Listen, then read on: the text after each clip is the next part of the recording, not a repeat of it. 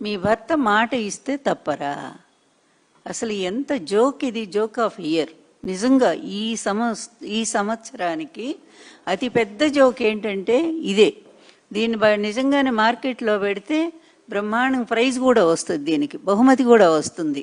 ఎందుకంటే మాట ఇస్తే తప్పరు అనే మాట ఎవరికి వర్తిస్తుందమ్మా? అది వైఎస్ రాజశేఖర రెడ్డి గారికి వర్తిస్తుంది, ఎన్టీఆర్ గారికి వర్తిస్తుంది, తర్వాత జగన్మోహన్ రెడ్డి గారికి వర్తిస్తుంది ఆ మాట అనేది.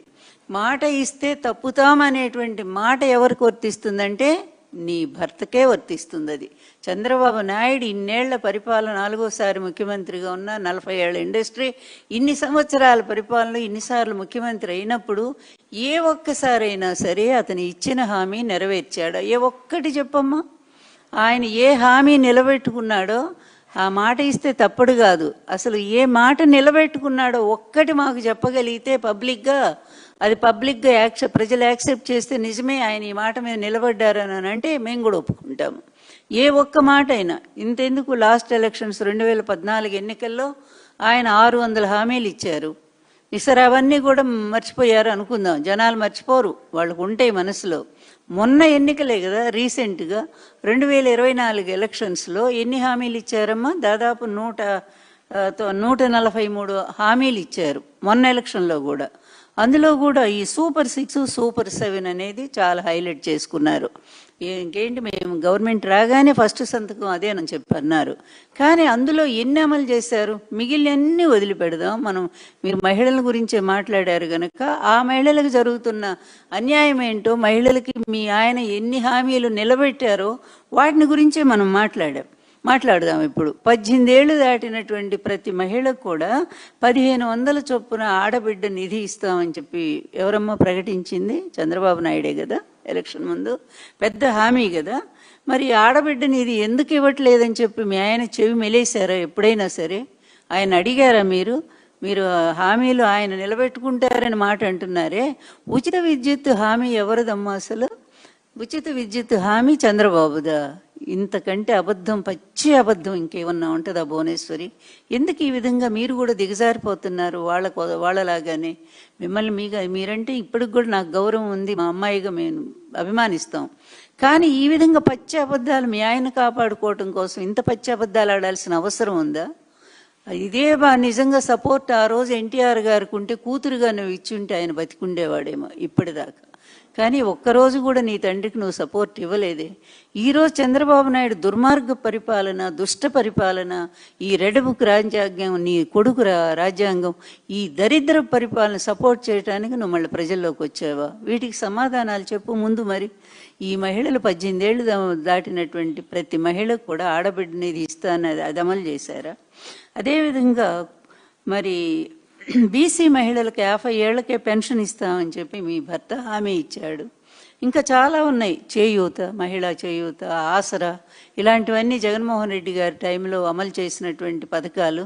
వాటన్నిటిని కూడా ఒక్కటన్నా అమలు చేస్తున్నారా? కనీసం సంవత్సరానికి 3 సిలిండర్లు ఇస్తామన్నారు మహిళలకి, గ్యాస్ సిలిండర్లు 3 ఇస్తామన్నారు.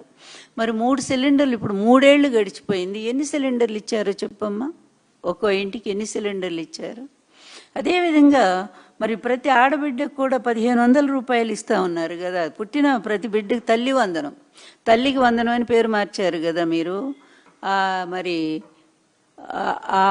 దాని క్రింద ఎంతమందికి, ఎన్ని కుటుంబాలు ఫస్ట్ సంవత్సరం పోయింది?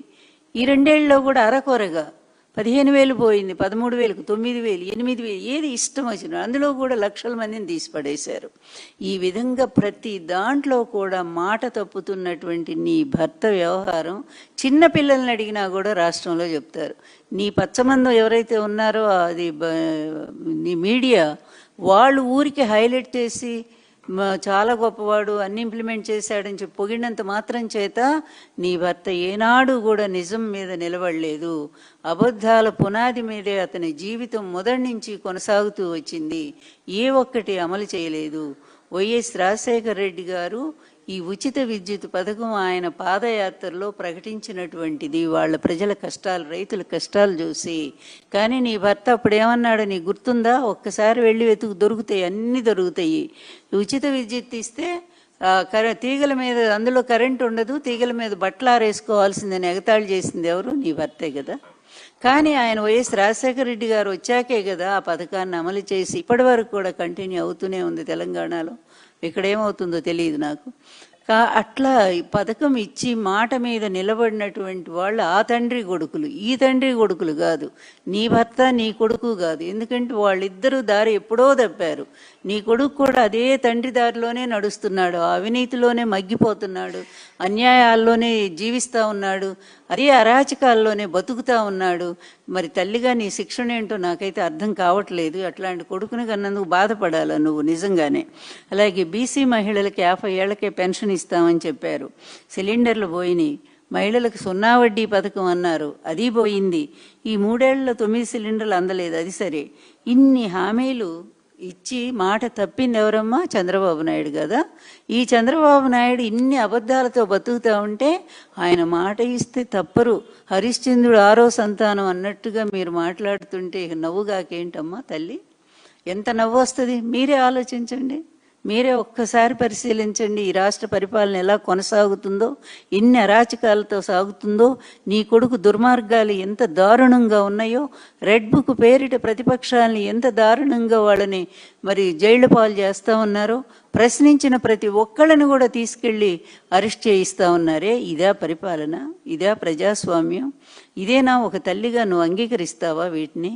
నాకు అనిపిస్తూ ఉంది ఈ మధ్య. ఎందుకంటే ఇప్పటికే రాష్ట్రంలో 3 అధికార వ్యవస్థలు నడుస్తూ ఉన్నాయి. ఇది 3వ ప్రశ్నమ్మా ఎందుకంటే మీరు ఆ విధంగా తిరుగుతూ మాట్లాడుతున్నారు కనుక అందరికి అనుమానం వస్తూ ఉంది. మీరు కూడా రాజకీయాల్లో, ప్రత్యక్ష రాజకీయాల్లోకి వచ్చేస్తారనేటువంటి అనుమానం నాకు వచ్చింది, అందరికీ వస్తానే ఉంది. ఎందుకంటే ఇప్పటికే 3 అధికార వ్యవస్థలు, అదే 3 కాన్వాయిలు, 3 ఫ్లైట్లు, అందులో చాపర్లు, 3 ప్రైవేటు విమానాలు ఈ రాష్ట్రంలో తిరుగుతూ ఉన్నాయి. ఈ రాష్ట్ర ప్రజల సొమ్ముని సర్వనాశనం చేస్తూ ఉన్నాయి. ఇక 4వ అధికార యంత్రాంగంగా, 4వ అధికారంగా మీరు, అధికార కూటమిగా మీరు వస్తారా అని అనుకుంటున్నాను నేను. రాజకీయాల్లోకి రావాలనేటువంటి ఆలోచన కనిపిస్తూ ఉంది. వస్తే ఎవరం కాదని అంటలేదు, సంతోషమే. కానీ వచ్చే ముందు ఈ రాజకీయాల్లో నీ కొడుకు, నీ భర్త చేసిన అరాచకాల క్షమాపణ చెప్పాల్సినటువంటి అవసరం మీకుంది.